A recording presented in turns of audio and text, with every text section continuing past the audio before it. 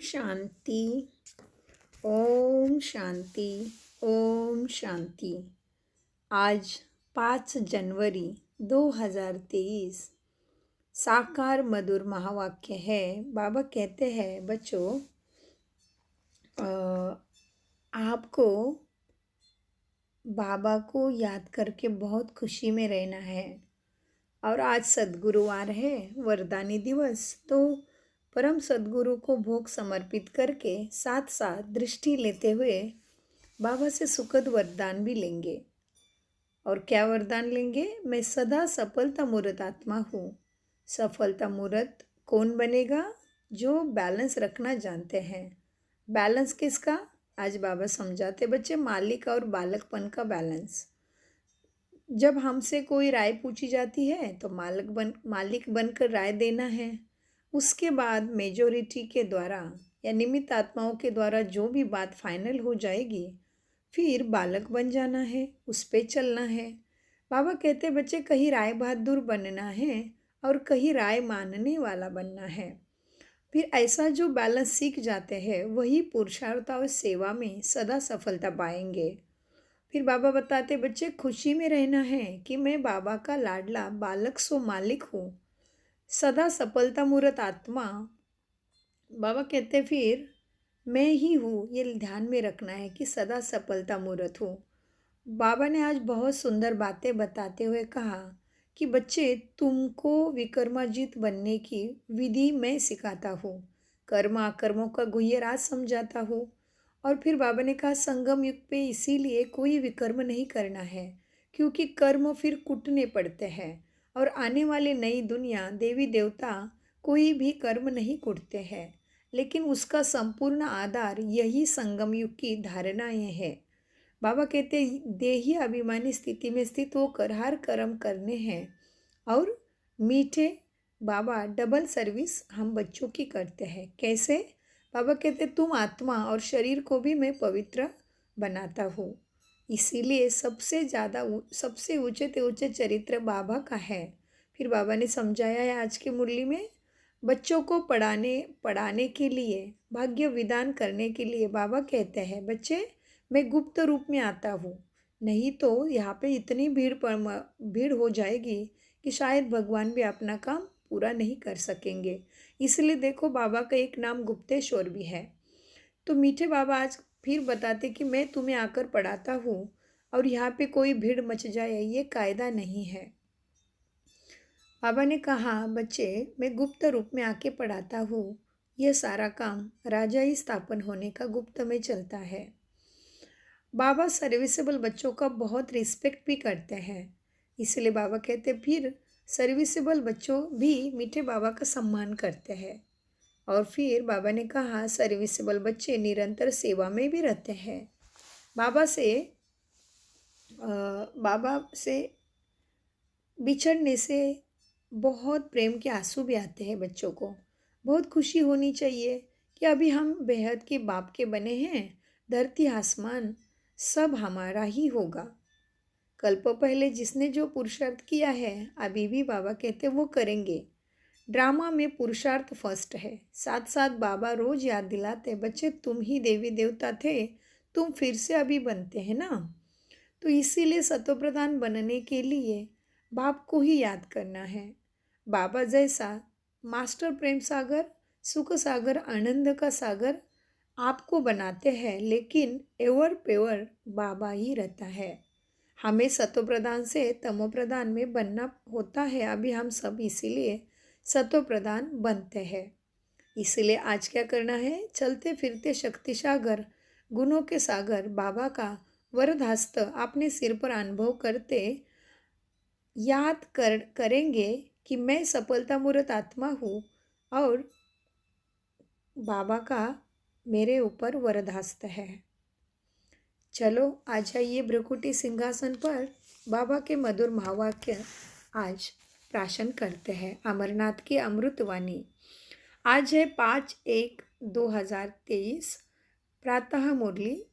महावाक्य है, मीठे बच्चे, भक्तों पर जब भीड़ पड़ती है, विपदाएं आई है, तब बाप आते हैं। ज्ञान से गति सद्गति करने। प्रश्न है, विक्रमाजीत कौन बनते हैं? विक्रमाजीत बनने वालों की निशानी क्या है? उत्तर, विक्रमाजीत वही बनते हैं जो कर्म अकर्म विकर्म को जान श्रेष्ठ कर्म करते हैं। विक्रमाजीत बनने वाले कभी भी कर्म नहीं कूटेंगे, उनको कर्म विकर्म नहीं बनेंगे। प्रश्न है दूसरा, इस समय बाप डबल सर्विस कौन सी करते हैं? उत्तर, आत्मा और शरीर दोनों को पावन भी बनाते हैं, फिर साथ भी घर वापस ले जाते हैं।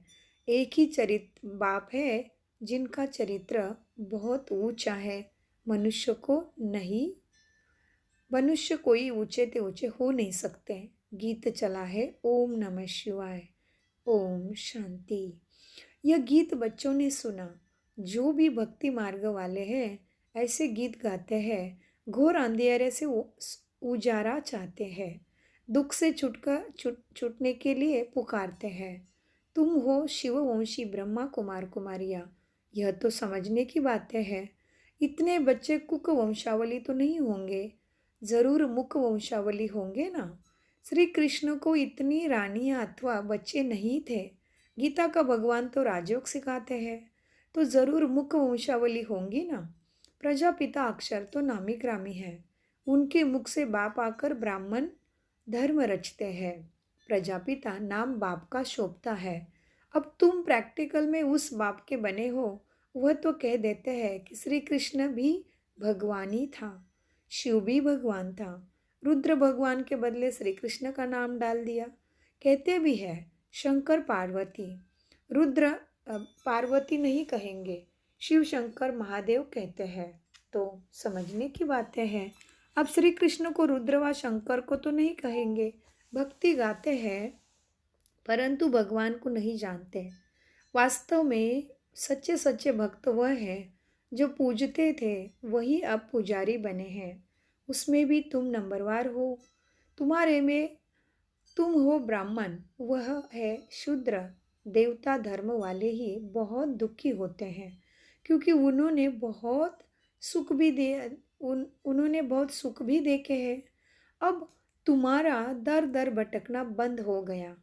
आधा कल्प के लिए यह राज भी तुम ब्राह्मण ही जानते हो, तो वो भी नंबरवार, जिन्होंने कल्प पहले जितना पुरुषार्थ किया था उतना अब करते हैं।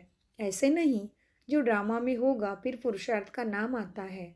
ड्रामा को बच्चों से पुरुषार्थ कराना ही है, जैसे पुरुषार्थ वैसा पद मिलेगा। हम जानते हैं कल्प पहले भी ऐसा पुरुषार्थ किया था, ऐसे सितम हुए थे, यज्ञ में विघ्न भी पड़े थे। तुम बच्चे जानते हो बाबा फिर से आया है। कल्प पहले भी इस समय आया था जबकि अंग्रेज़ों का राज्य था, जिसने जिनों से अंग्रेज बाबा कहते हैं जिन्होंने कांग्रेस राज्य लिया, जिनसे कांग्रेस ने राज्य लिया, फिर पाकिस्तान हुआ। यह कल्प पहले हुआ था। गीता में ये बातें नहीं हैं। अकरीन समझ जाएंगे कि बरोबर अब वही समय है। कोई कोई समझते हैं कि ईश्वर आ गया है। जब महाभारत लड़ाई लगी थी तो भगवान आया था। कहते ठीक है, सिर पर नाम बदल दिया। रुद्र नाम लेवे तो समझे ही ठीक है। रुद्र ने यह ज्ञान यज्ञ रचा था जिससे दुनिया का विपदा टली थी। यह भी धीरे धीरे तुम्हारे द्वारा पता लग जाएगा। इसमें अभी समय थोड़ा है, नहीं तो यहाँ ऐसे भीड़ मच जाएगी जो तुम पढ़ भी नहीं सकेंगे। यहाँ भीड़ का कायदा नहीं, भगवान का कार्य गुप्त रूप वेश में चलता है। अब कोई बड़ा आदमी यहाँ आए तो कहेंगे इनका माथा खराब हुआ है। यह तो बाप तुम बच्चों को पढ़ाते हैं। देवता धर्म तो भगवान आकर रचेगा ना। वह अब आया है नई दुनिया रचने। भीड़ की विपदा, भक्तों की भीड़ उतारने, विनाश के बाद तो कोई दुख होगा ही नहीं। वह सतयुग में भक्ति होती नहीं, ना कोई ऐसे कर्म करेंगे जो दुखी हो। बाबा कहते हैं बॉम्बे से रमेश भाई का फ़ोन आया। बाप दादा चले आते हैं तो बच्चे उदास होते हैं। जैसे स्त्री का पति विलायत में जाता है तो नाराज हो जाती, रो पड़ती है, वह है जिस्मानी संबंध। यहाँ बाबा के साथ रूहानी संबंध है। बाबा से बिछोड़ते हैं, प्रेम के आंसू आते हैं। जो सर्विसेबल बच्चे हैं, बाबा को उनका कदर है। सपूत बच्चों को फिर बाबा बाप का भी कदर रहता है। शिव बाबा को बहुत ऊंचे से ऊंचे संबंध है। शिव बाबा का तो बहुत ऊंचे से ऊंचा संबंध है। उनसे ऊंचा संबंध तो कोई होता नहीं। शिव बाबा तो बच्चों को आपसे भी ऊंचा पावन बनाते हैं, परंतु बाप समान एवर पावन तुम नहीं बन सकते। हाँ, पावन देवता बनते हो। बाप तो ज्ञान का सागर, हम कितने भी सुनते तो भी ज्ञान सागर नहीं बन सकते। वह ज्ञान का सागर आनंद का सागर है। बच्चों को आनंदमय बनाते हैं और तो सिर पर नाम रखवाते हैं। इस समय दुनिया में भक्त माला बड़ी लंबी चौड़ी है। तुम्हारी है 16,108 की माला। भक्त जो करोड़ है। ये भक्ति की बात नहीं, ज्ञान से सद्गति होती है। अब तुमको भी भक्ति के जंजीरों से छुड़ाया जाता है। बाबा कहते हैं, सब भक्तों पर जब भीड़ होती है तब मुझे आना पड़ता है, सभी की गति सद्गति करने। स्वर्ग के देवताओं ने जरूर ऐसा कर्म किया ना, तब ऊंचा पद पाया होगा। कर्म तो मनुष्य के चलते आते हैं, परंतु वहाँ कर्म कूटते नहीं, यहाँ विकर्म बनते हैं। क्योंकि माया है, वहाँ माया होती नहीं, तुम विकर्माजीत बनते हो। जिन बच्चों को अभी कर्म अकर्म की गुह्य गति समझ जाता हो, वही विकर्माजीत बनेंगे। कल्प पहले भी तुम बच्चों को राजयोग सिखाया था, फिर से अभी सिखला रहा हूँ। कांग्रेसियों ने फिर अंग्रेजों को निकाला, राजाओं से राजाई छीन ली और नाम ही गुम कर दिया। 5,000 वर्ष पहले भारत ही राजस्थान था, लक्ष्मी नारायण का राज्य था, देवताओं का राज्य था तो परिस्तान था। जरूर उनको भगवान ने राजयोग सिखाया होगा ना, तब उनका नाम भगवान भगवती पड़ा है। परंतु अभी अपने में ज्ञान है नहीं, तो हम भगवती भगवान कह नहीं सके। नहीं तो यथा राजा रानी तथा प्रजा भी भगवती भगवान होनी चाहिए, परंतु ऐसे नहीं। लक्ष्मी नारायण का नाम भी प्रजा में कोई अपने ऊपर नहीं रख सकते, लॉ नहीं है।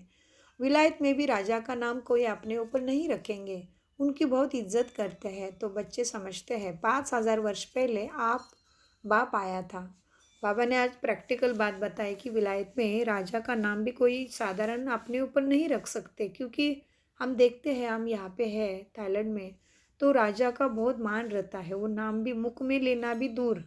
तो फिर इस तरह से तो बाबा कहते इतने एकदम कलयुग के अंतिम पतित बने हैं तो भी इतना मान रहता है, तो तुम्हारा कितना मान होगा सोचो। तो मीठे बाबा कहते हैं, तो बच्चे समझते हैं 5,000 वर्ष पहले बाप आया था, फिर भी बाबा आया है दैवी राजस्थान स्थापन करने। शिव बाबा का आना भी अब है। वह है पांडवों का पति, न श्री कृष्ण। बाप पंडा बनकर आया है तुम्हें वापस ले जाने। नई दुनिया सतयुग रचने के लिए आया है, तो जरूर ब्रह्मा द्वारा ही ब्राह्मण रचे। मुख्य गीता को खंडन कर दिया। अब बाप समझाते हैं, मैं श्री कृष्ण नहीं, मुझे रुद्र व सोमनाथ कह सकते हैं। तुमको ज्ञान सोमरस पिलाता हूँ, बाकी लड़ाई आदि की कोई बात नहीं। तुमको योग बल से राजाई का मक्खन मिल जाता है। श्री कृष्ण को मक्खन जरूर मिलता है। यह है श्री कृष्ण के अंतिम जन्म आत्मा। यह है श्री कृष्ण के अंतिम जन्म की आत्मा ब्रह्मा। इनको ब्रह्मा सरस्वती को भी बाप ऐसे कर्म सिखलाते हैं जो भविष्य में लक्ष्मी नारायण बन जाते हैं। यह लक्ष्मी नारायण छोटे में राधे कृष्ण है, इसलिए लक्ष्मी नारायण के साथ राधे कृष्ण का चित्र भी दिखाया। बाकी इनकी कोई बड़ाई नहीं है। चरित्र है एक गीता के भगवान का। वह शिव बाबा बच्चों को भिन्न भिन्न साक्षात्कार कराते हैं। बाकी मनुष्य के कोई चरित्र नहीं। क्राइस्ट आदि ने भी आकर धर्म स्थापन किया, सो सभी को अपना पाठ तो बजाना ही है। इसमें चरित्र की कोई बात नहीं। वह कोई को गति दे नहीं सके। अब बाप का बेहद अब बेहद का बाप कहते हैं कि मैं तुम बच्चों को डबल सर्विस करने आया हूँ, जिससे तुम्हारी आत्मा और शरीर दोनों पवित्र हो जाएंगे। सबको घर वापस मुक्तिधाम ले जाता हूँ, फिर वहाँ से अपना अपना पाठ बजाने आएंगे। कितनी अच्छी रीति बच्चों को समझाता हूँ। इन लक्ष्मी नारायण के चित्र पर समझाना बड़ा सहज है। श्री त्रिमूर्ति और शिव बाबा का चित्र भी है। कोई कहते हैं त्रिमूर्ति हो न हो, जैसे कोई कहते हैं श्री कृष्ण के चित्र में 84 जन्मों की कहानी न हो, लेकिन हमें तो सिद्ध कर बतलाते हैं जरूर पहले नंबर वाले श्री कृष्ण को सबसे जास्ती जन्म लेने पड़ेंगे। नए नए पॉइंट्स तो रोज आती है, परंतु धारणा भी होनी चाहिए। सबसे सहज है लक्ष्मी नारायण के चित्र पर समझाना। मनुष्य थोड़ी कोई भी चित्र का अर्थ समझते हैं, उल्टा सुल्टा चित्र बना देते हैं। देखो, नारायण को 2 भुजा दी तो लक्ष्मी को 4 भुजा दी। सतयुग में इतनी भुजाएं होती नहीं है। सूक्ष्म वतन में ब्रह्मा विष्णु शंकर, उन्हों को भी इतनी भुजाएं हो नहीं सकती। मूल वतन में है निराकारी आत्माएं। फिर यह 8-10 भुजा वाले कहाँ रहने के हैं, क्या कहाँ के रहने वाले हैं? मनुष्य सृष्टि में रहने वाले पहले पहले लक्ष्मी नारायण 2 भुजा वाले, परंतु उनको 4 भुजाएं दे दी। नारायण को सांवरा तो लक्ष्मी को गोरा दिखाया, तो उनके जो बच्चे होंगे वह कैसे और कितने भुजा वाले होंगे? क्या बच्चों को 4 भुजा, बच्ची को 2 भुजा, ऐसे होगा क्या? ऐसे ऐसे प्रश्न तुम सेवा में पूछ सकते हो। बच्चों को समझाया है, हमेशा ऐसे समझो कि शिव बाबा मुरली सुनाते हैं, कभी ये ब्रह्मा भी सुनाते हैं। शिव बाबा कहते हैं मैं गाइड बनकर आया हूँ, यह ब्रह्मा मेरा बड़ा बच्चा है। कहते हैं त्रिमूर्ति ब्रह्मा, त्रिमूर्ति शंकर व विष्णु नहीं कहेंगे, महादेव शंकर को कहते हैं। फिर त्रिमूर्ति ब्रह्मा क्यों कहते हैं? क्योंकि इसने प्रजा रची है ना, तो यह उनकी शिव बाबा की युगल है। शिव बाबा शंकर व विष्णु की वन्नी नहीं कहेंगे। यह बहुत वंडरफुल बातें हैं समझने की। यह सिर्फ बाप और वर्षे को याद करना है, बस इसमें ही मेहनत है। अभी तुम कितने समझदार बने हो। बेहद के बाप द्वारा तुम बेहद के मालिक बनते हो। यह धरती, यह आसमान सब तुम्हारा हो जाएगा, ब्रह्मांड भी तुम्हारा हो जाएगा। ऑलमाइटी अथॉरिटी राज्य तुम्हारा ही होगा, वन गवर्नमेंट होगी। जब सूर्यवंशी गवर्नमेंट थी तो चंद्रवंशी नहीं थे, फिर चंद्रवंशी होते हैं तो सूर्यवंशी पास्ट हो गए, ड्रामा पलट गया। यह भी वंडरफुल बातें हैं। बच्चों को कितनी खुशी का पारा चढ़ना चाहिए कि बेहद के बाप से हम बेहद का वर्षा जरूर लेंगे। उस पति को कितना याद करते हो, लौकिक पति को। यह तो कितना बड़ा पति है, यह बेहद की बादशाही देने वाला है। ऐसे पति के पतियों के पति को कितना याद करना पड़े, कितनी भारी प्राप्ति है। वहाँ तुम कोई से कभी भीख नहीं मांगते, वहाँ गरीब होते ही नहीं। सतयुग में बेहद का बाप ही भारत की झोली इतनी भर देते हैं। लक्ष्मी नारायण के राज्य को गोल्डन एज कहा जाता है। अब है आयरन एज। फर्क देखो कितना हो गया। बाप कहते हैं मैं बच्चों को राजयोग सिखलाता हूँ, तुम 100 देवता थे फिर क्षत्रिय वैश्य बनते हो, अब फिर से ब्राह्मण बने हो फिर से देवता बनेंगे। इस 84 के चक्र को तुम याद करो। चित्र पर समझाना बड़ा सहज है। जब देवी देवताओं का राज्य था तो कोई और था ही नहीं, और कोई राज्य था नहीं, एक ही राज्य था, बहुत थोड़े देवता थे। उसको कहा जाता है स्वर्ग। वहाँ पवित्र भी थे, सुख शांति भी थी। पुनर्जन्म लेते लेते तुम अभी उतरती कला में आए हो।